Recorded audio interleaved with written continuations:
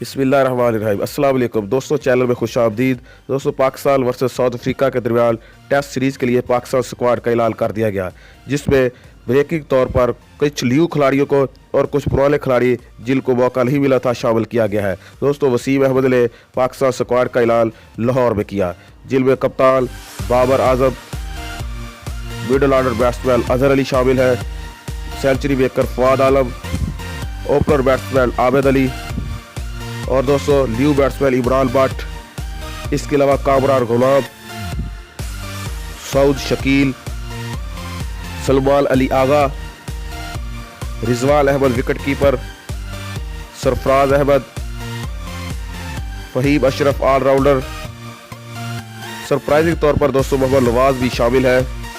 यासर शाह को एक और मौका दिया गया है।